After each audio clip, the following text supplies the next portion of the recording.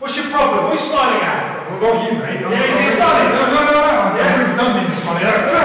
So this week we're going to ramp it up a gear. We're going to look at fighting two people. So I've got these two guys behind me, they're going to jump me, and we're going to look at some ideas how to deal with that. Basically, we're going to combine all of the previous week's videos, short distance power, how to knock someone out with one punch, look at all of that, put it together, see what happens when we've got two guys. Keep watching.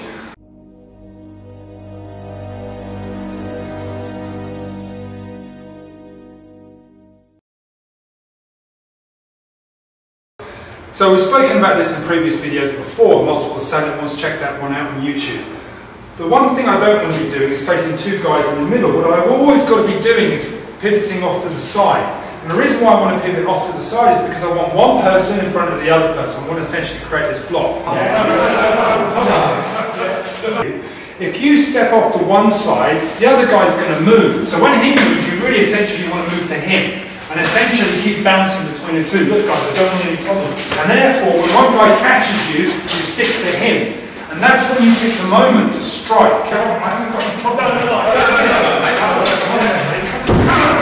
So when faced with two guys that give me a bit of a hard time, well look guys, I'm going to move off to the side. So I'm immediately putting myself in a position where I've got one person and one person lined up. Now that gives me the opportunity to fight back.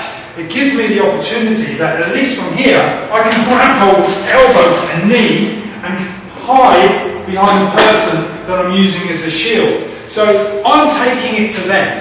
What I'm not doing is allowing them to control me and attack me. I'm essentially, as soon as I'm facing off, and we mentioned this on the 3 ways to face a person, or to fight fear and intimidation, was to stand off to the side to the person.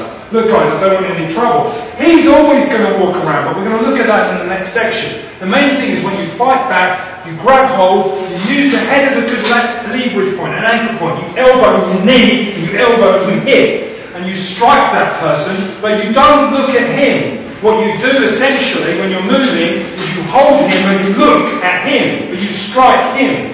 And that allows you to get better control over the situation. The next section in this video, we're going to look at what happens when it goes wrong, when the other guy starts to move and swings punches. Keep watching, please.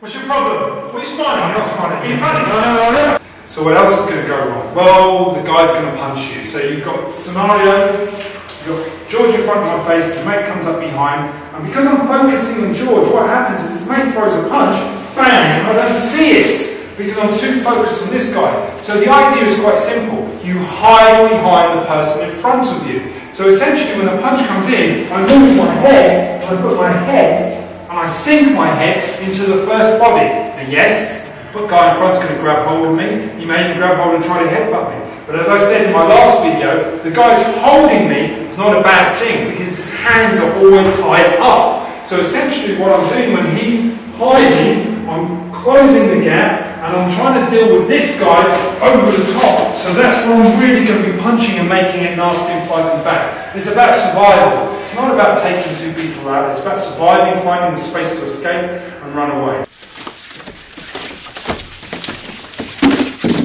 So in conclusion, don't fight two guys if you can avoid it, but if you do, there's one other thing that can go wrong. If I'm facing off against two guys, rather than the guy in the back throwing the punch, George can throw the punch. So Dave doesn't, George does.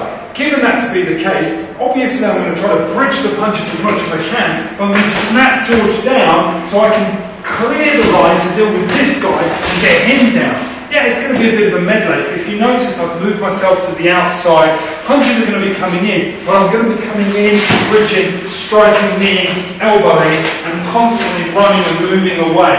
And that's the key thing. I'm trying to evade and escape and use one person in front of the other and try to make sure that someone doesn't grab hold of me and take me down. Thanks for watching. Hopefully that's been useful.